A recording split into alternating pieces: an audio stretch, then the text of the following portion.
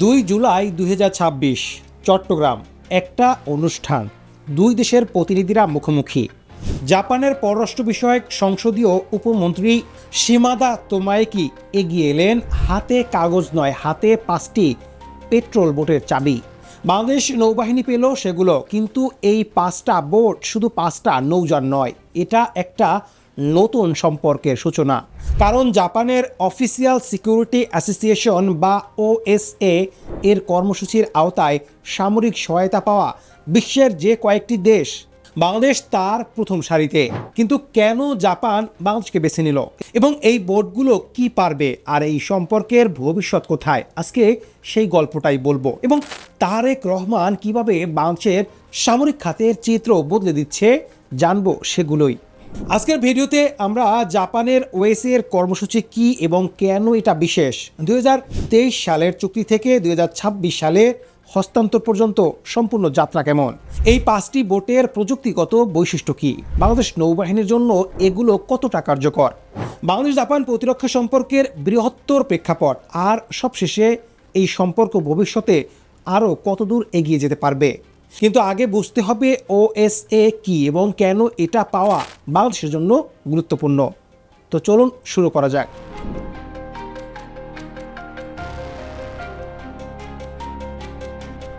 Japan ঐতিহাসিকভাবে শান্তিবাদী সংবিধানের কারণে সামরিক সহায়তা দেওয়া থেকে বিরত ছিল, কিন্তু চীনের ক্রমবর্ধমান সামরিক শক্তি এবং ইন্দো প্যাসিফিক অঞ্চলে অস্থিরতা বাড়তে থাকায় 2023 সালে জাপান একটি যুগান্তকারী পদক্ষেপ নিল, অফিসিয়াল সিকিউরিটি অ্যাসোসিয়েশন বা ওএসএ চালু করল।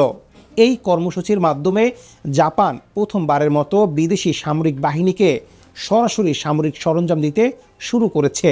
এটা ওডিএ, অফিসিয়াল ডেভেলপমেন্ট অ্যাসিস্ট্যান্স এর মতো নয়, সেটা ছিল বেসামরিক উন্নয়নের জন্য। ওএসএ হলো সরাসরি সামরিক সক্ষমতার বৃদ্ধির জন্য। জাপানের সাথে দীর্ঘদিনের পারস্পরিক আস্থা, বন্ধুত্ব এবং কৌশলগত অংশীদারিত্বের ধারাবাহিকতায় 2023 সালের নভেম্বর মাসে 5টি উচ্চ গতিসম্পন্ন পেট্রোল বোট সংগ্রহের লক্ষ্যে বাংলাদেশ ও জাপান সরকারের মধ্যে একটি দ্বিপক্ষীয় চুক্তি স্বাক্ষরিত হয়। বাংলাদেশ ওএসএ এর আওতায় সহায়তা পাওয়ার প্রথম দেশগুলোর একটি, যা ঢাকা টোকিও সম্পর্কের গভীরতার একটা স্বীকৃতি। এবার দেখা যাক চুক্তি থেকে আজকের হস্তান্তর পর্যন্ত ঘটনাক্রম। 2023 সালের নভেম্বরেই প্রকল্পের কার্যক্রম শুরু হয়। প্রকল্প বাস্তবায়নের শেষে চলতি বছরের 6 ফেব্রুয়ারি বোটগুলো চট্টগ্রাম বন্দরে পৌঁছায়। বোট চট্টগ্রামে আসার পর তাৎক্ষণিকভাবে নৌবাহিনীতে যুক্ত হয়নি। জাপানি বিশেষজ্ঞদের তত্ত্বাবধানে বনৌজা নির্ভিকে বোটগুলো পরিচালনা ও রক্ষণাবেক্ষণের বিষয়ে নৌবাহিনীর সদস্যদের প্রয়োজনীয় প্রশিক্ষণ প্রদান করা হয়। এই প্রশিক্ষণ পরীক্ষাটা গুরুত্বপূর্ণ, কারণ শুধু অস্ত্র বা যন্ত্র দিলেই হয় না, সেটা পরিচালনার দক্ষতা না থাকলে কার্যকর হয় না। জাপান সেই নিশ্চয়তাটাও দিয়েছে। এরপর 2 জুলাই 2026 আনুষ্ঠানিক হস্তান্তর অনুষ্ঠানে প্রধান অতিথি হিসেবে উপস্থিত ছিলেন প্রধানমন্ত্রীর প্রতিরক্ষা উপদেষ্টা ব্রিগেডিয়ার জেনারেল অবসরপ্রাপ্ত ডক্টর AKM শামসুল ইসলাম। বিশেষ অতিথি ছিলেন জাপানের পররাষ্ট্র বিষয়ক সংসদীয় উপমন্ত্রী শিমাদা তোমায়েকি। এবার দেখা যাক এই 5টি বোট আসলে কতটা সক্ষম। প্রতিটি বোটের দৈর্ঘ্য 16.15 মিটার, প্রস্থ 3.53 মিটার, গভীরতা 1.78 মিটার ও ধারণ ক্ষমতা 13.5 টন। পেট্রোল বোটগুলো সর্বোচ্চ 32 মাইল গতিতে চলাচল করতে সক্ষম।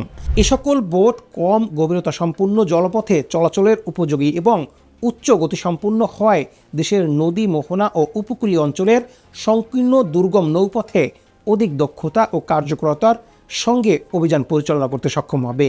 এই বৈশিষ্ট্যগুলো বাংলাদেশের জন্য বিশেষভাবে উপযুক্ত, কারণ বাংলাদেশ একটা নদীমাতৃক দেশ।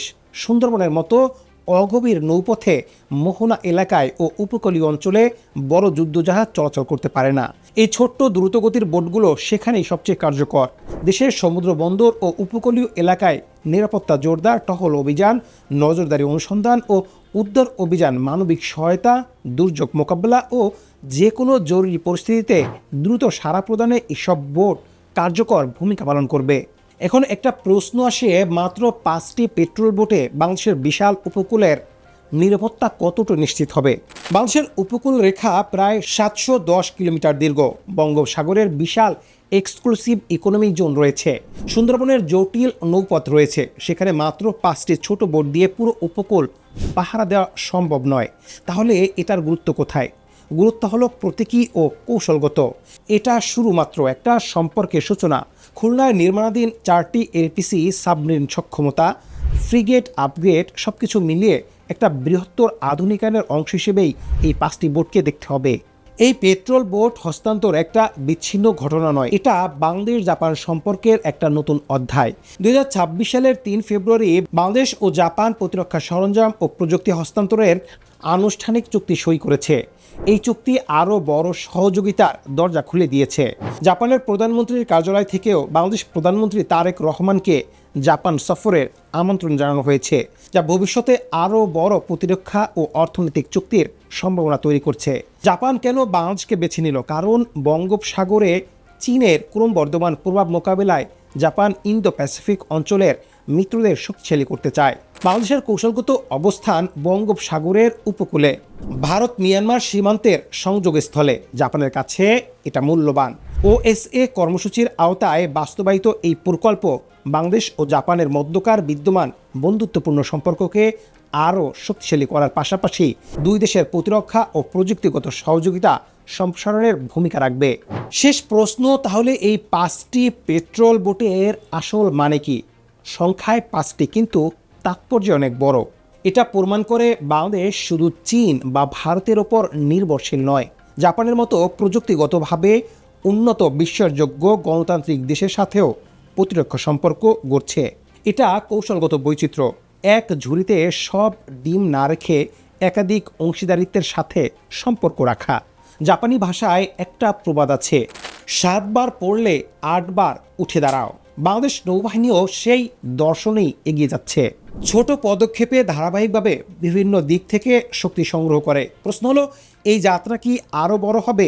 ভবিষ্যতে কি জাপানের সাথে ফ্রিগেট, হেলিকপ্টার বা আরও অত্যাধুনিক প্রতিরক্ষা সহযোগিতা আসবে? তারেক রহমানের জাপান সফর হলে সেই প্রশ্নের উত্তর পাওয়া যাবে।